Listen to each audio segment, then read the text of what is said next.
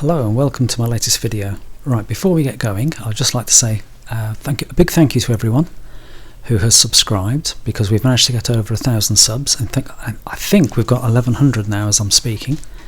Thank you very much. Hopefully you'll enjoy the things I'll be doing, and I'm kind of doing things that kind of interest me and things that I've always wanted to do. So that might be in terms of the vehicles I'm repairing, the models that I'm repairing, or indeed, say, with the Dinky kits.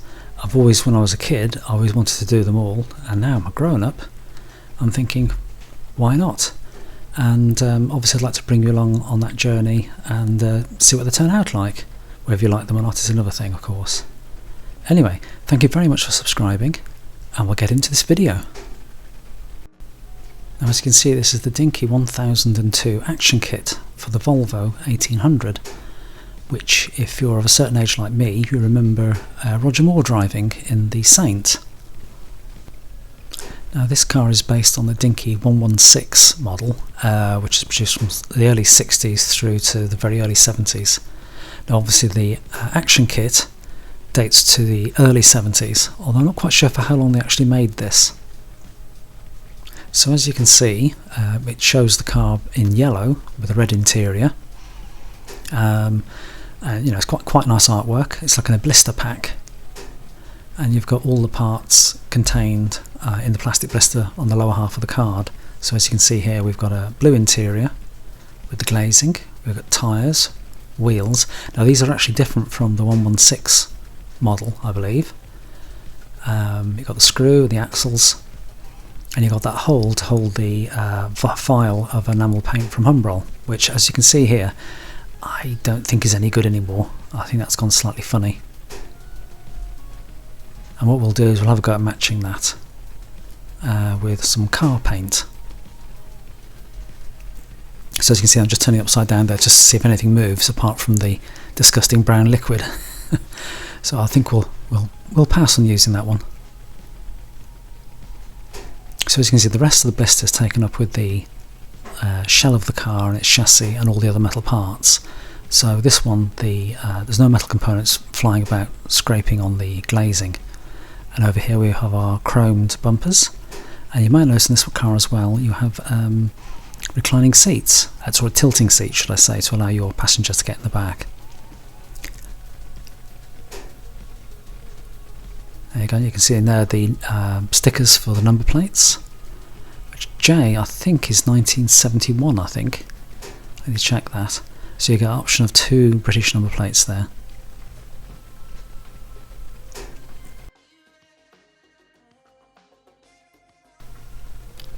So as you can see, we've got our exploded diagram showing us how to put the car together, which in theory looks simple enough, but there's a little bit more to it than that, as you discover as you put this thing together. We've got the jewelled headlights. Got some nicely chromed parts in this, actually. And it makes, I think, quite a nice, you know, because the Volvo 1800 is quite a good looking car. And with some basic instructions in English.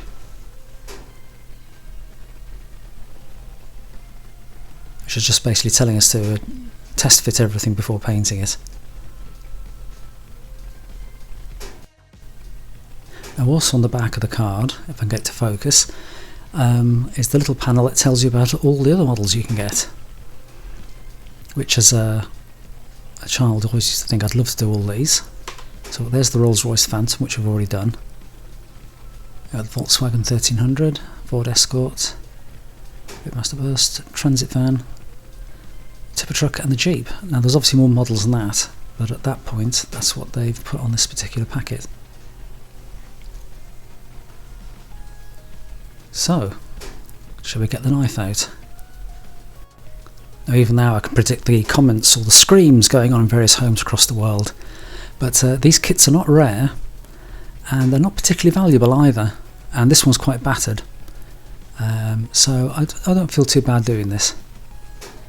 And the thing is, there are so many of these things in collections anyway, so let's experience it, because this is the whole idea of these things. These are meant to be experienced, so let's give it a go. So first off, we'll just separate the blister from the card. And it is with, I think you can actually get these off with acetone or something. I think there's a clever way of doing it. You can actually make it look like you've never removed the blister at all.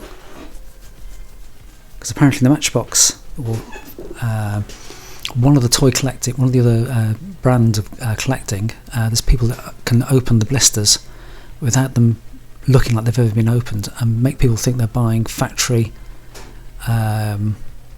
mistakes, if you know what I mean, that might be worth more to collectors. So there's a whole forgery industry going on there, I think. Right, so I'm just trying to do this without cutting my fingers off on camera. We all love a bit of jeopardy.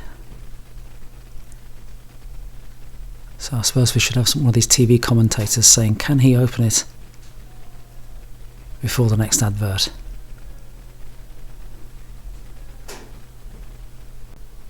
Now, as you've seen in previous videos of mine, I've mentioned about Left Bank 2 by the Novel Tones that used to be played on Vision On, and I'd love to be able to license that to play it when I'm doing these sorts of things. I don't know, or maybe I'm just strange. Okay, so we've got the blister coming off now, and I'm just trying to do it in such a way that no bits go flying off, because as we know, these kits can be quite legendary for bits missing. So we'll just make sure the paint fits in the handy holder.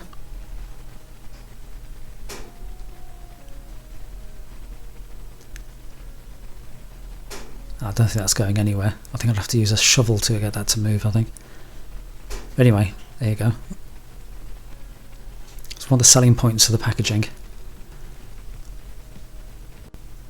Right, shall we see what we get? So let's just check these bits of paper out. So first off, of course, they're trying to get us to buy Humbrol paint.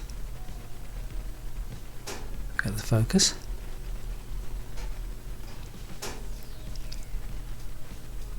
Okay, and what brush to use? I use our Humbrol thinners, terps, or if in the Black Country you might say tups.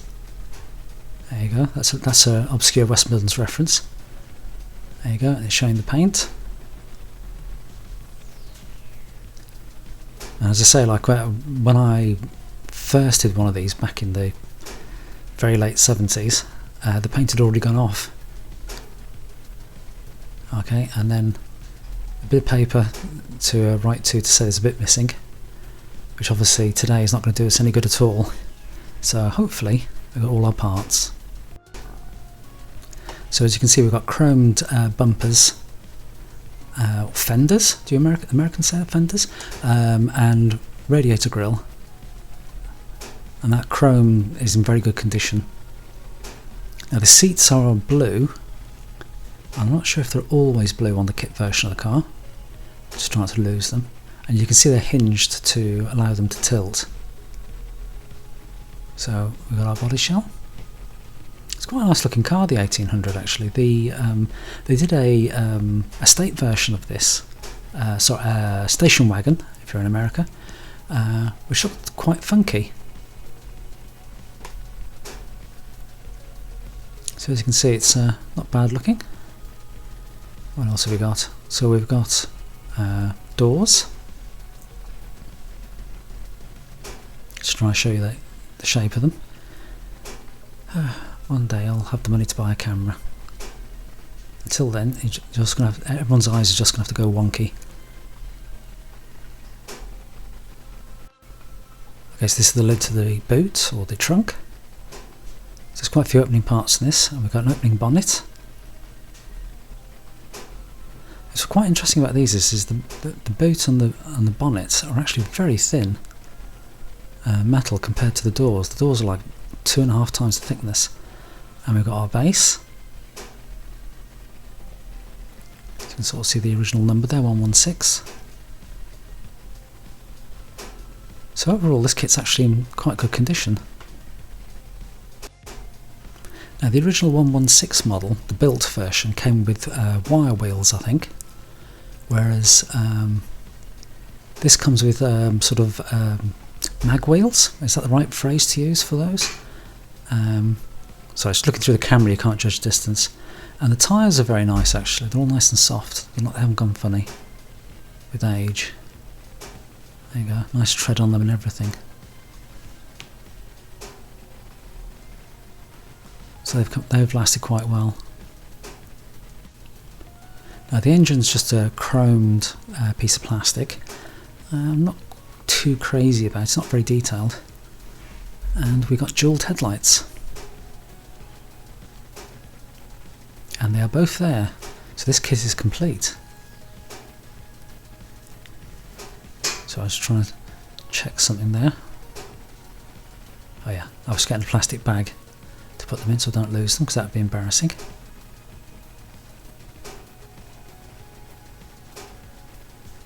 So small they like stick to your fingers. The interior is this blue tub. Slightly faded, the plastic has on the tops, wherever this had been stored. I think the red interior would look better, but it's not bad. As you can see, there's no sort of dash instrumentation or anything like that, but you do get reclining tipping seats. That's not reclining seats, tipping seats. Now the glazing unit in this one is perfect. It's not been bashed by any metal components because they've been kept separate for it. So that's as good as you're ever going to get for one of these. And of course you have a screw to hold the whole thing together. And we'll put that away in the bag. And the car comes with 2 sets of number plate stickers. So you've got 2 models to choose from. So now being UK plates, you put the white plate on the front and the yellow plate on the back. Okay, so what we're doing here is we're just taking all the metal components and we're going to give them a rub down with wire wool, which will get them a bit shinier, but also just remove any oxidation. And the car's very clean, it hasn't got any gunge on it or anything like that, so we're just going to give this a rub down. Then we might do a bit of filing on it, because there are some rough edges, and it should be good for painting. Okay, so getting everything rubbed down with the wire wheel. We're just sanding off some of the rough edges in the casting, of which there are a few, it has to be said.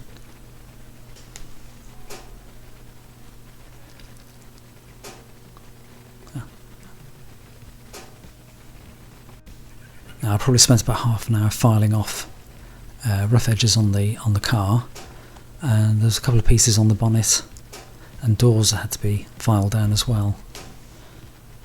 Oh, it's not too bad.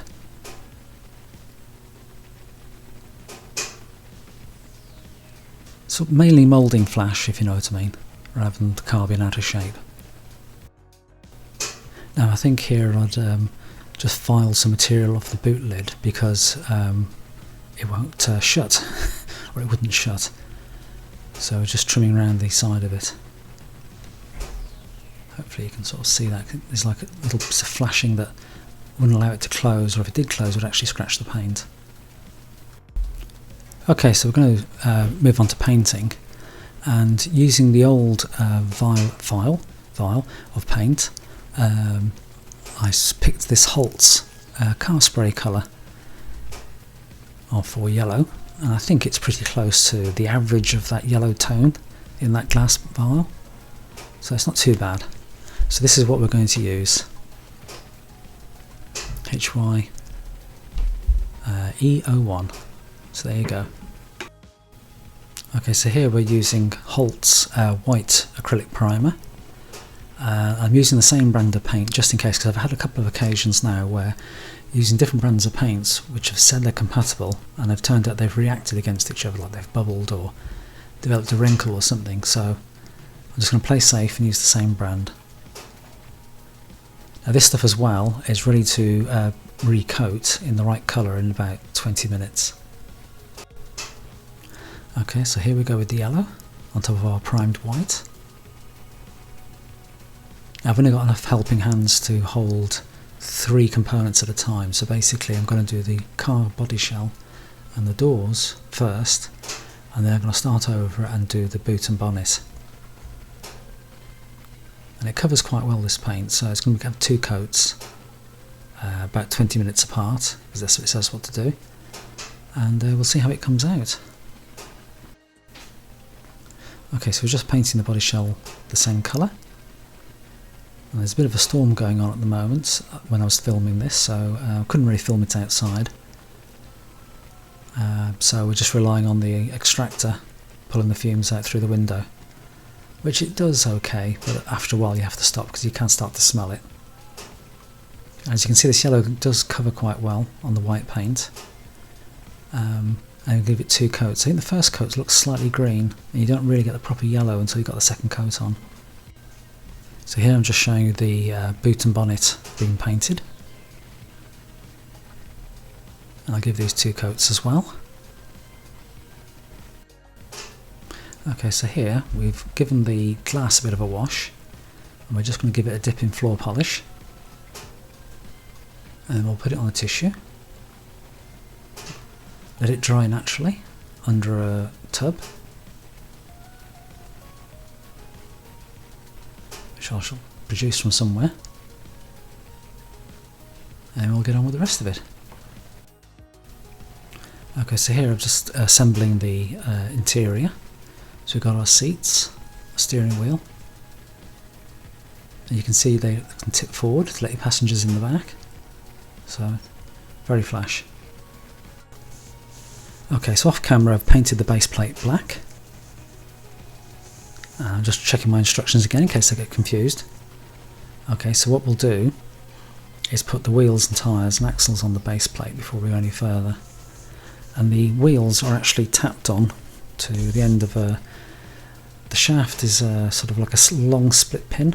I'm trying to think of the way of describing it. So you just give it a bit of a sharp tap gently, and that'll put the wheels on. But I won't do that on the table because the table won't take the bangs, because it's a very light table. It's only like an IKEA table, this.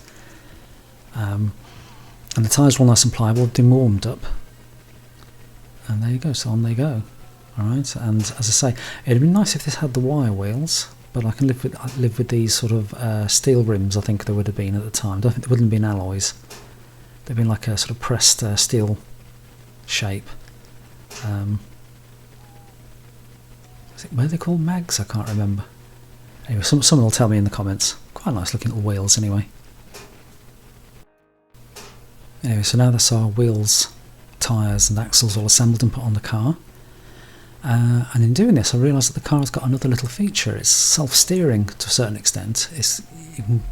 If you notice, if you put a bit of pressure on the car, you can get the front axle to turn like that. So there's a little bit of a steering mechanism in this as well, which I didn't know it had. And I've also sprayed the base plate lightly so as it shows up the lettering, because I thought it'd be nice. Okay, I think we should assemble the car now. I think we've got everything ready, so let's do it. So we'll put our body shell down first.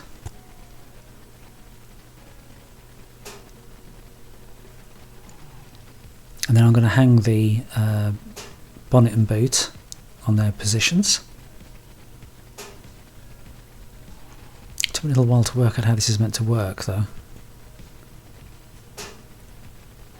Because what happens with the bonnet is that the engine, the bonnet and the bumper have to go in the right sequence, because the bumper holds the 2 of those, the engine and the bonnet, in place, but not literally in place. It kind of restricts their position to get in, which took a little figuring out. Okay, after a bit of fiddling around and some soul searching, I realised that what you need to do is put the bonnet in first, then the engine from below or above, depending how you look at it.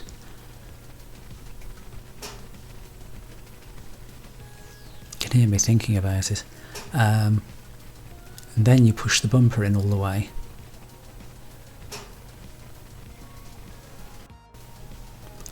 Okay, so now I've just dropped the glazing and the interior in, and I'm just fitting the doors. Sorry, my camera ran out of memory on the card without me realising, so sorry about that. I just wanted to get all the doors lined up without everything falling apart. I am so clumsy. And the trick then is to make sure that boot is in its right position when you come to put the base plate on, because the base plate puts pressure on to hold the boot lid in position, the hinge, and also puts pressure on the bonnet and the engine to actually stay up. So otherwise at the moment they just flap about, and this plate holds everything together like that. Okay, and I'm just going to put the screw in, make sure it all gets going before all the parts fall out of it again. I think I was listening to I'm in Love with the German Film Star by the Passions now, if anyone remembers that one from the 80s. Also here today at the moment, it's been very bad weather and we've had lightning storms and stuff, and the power's been out a couple of times, so I'm just hoping to get this edited before before we lose the power again. Okay, so it's looking quite nice now. I must admit yellow is not a colour I'd have gone with, but as that was the colour that they wanted the kit to be in, I've just decided to go with it. So now we're just going to do a little bit of detailing. It's not too bad at all. I must admit the gaps around the bonnet and boot aren't great, but they are what they are. Okay, so here I'm just fitting the headlights by putting a tiny little dab of super glue into the hole, and then just very quickly dropping it in with my finger, because I found if I use tweezers they go flying, and if I use the rubber gloves that's even worse. So I'm just taking the wrist there and gluing my hand to the thing. There you go, so I'm just trying to get to focus. There you go, one jewelled headlight. I'll just drop in the other one. There you go. Pretty. Okay, so here I was hoping that the sticky on the stickers was still good, but it's not. So what I'm going to do is I'm going to resort to gluing. So here we go, we've got a Pritt stick, the non-sticky sticky stuff as the old dad used to go. I'm available for a commercial placement. No, I'm only joking. So this stuff's very handy because basically you can just put a little tiny dot on.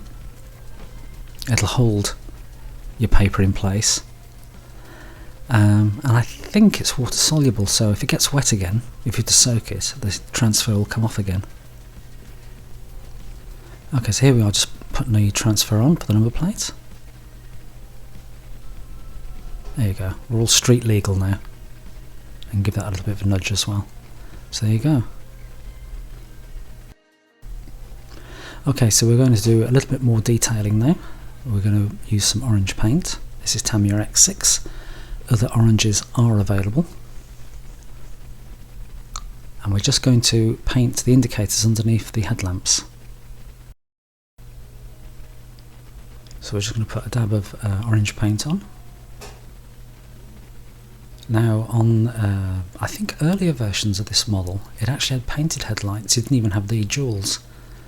But some in the comments can probably put me straight on that one. Okay, so that's one indicator done. And that's the other one. Okay, so we shall move around the back of the car now. Now I'm assuming the outboard lights are the indicators. A touch of orange on that one as well. Okay, so now we're going to paint the brake lights, which I assume are the inner lights. I'm going to use red, and it just so happens I have some red paint, Tamiya X7, and again other red paints are available.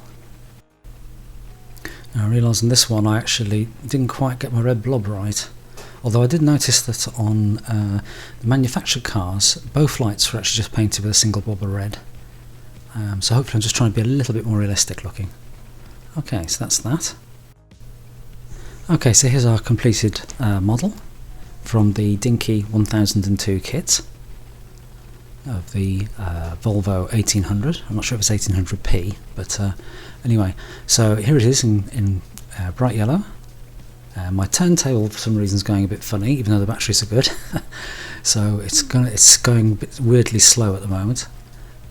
So as you can see, we've got opening doors, opening bonnet, opening boot, got detailed engine, and we've got quite nice chrome work supplied on these plastic parts.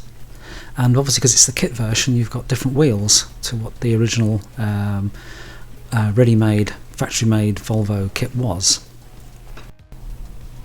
So now with all our movable parts poised, you can see There's quite a bit in this model, and it's not a very large car either, so there's quite a bit going on. I think my turntable's given up turning at this point. You might see me play with the switch there. So it's quite a nice thing. In the days when Volvo was cool and Roger Moore could tear around the countryside solving crime. So anyway, if you liked what you've seen, please subscribe, please leave a like, by all means comment, and I'll see you in the next video. And again, thank you all very much for your support. Thank you.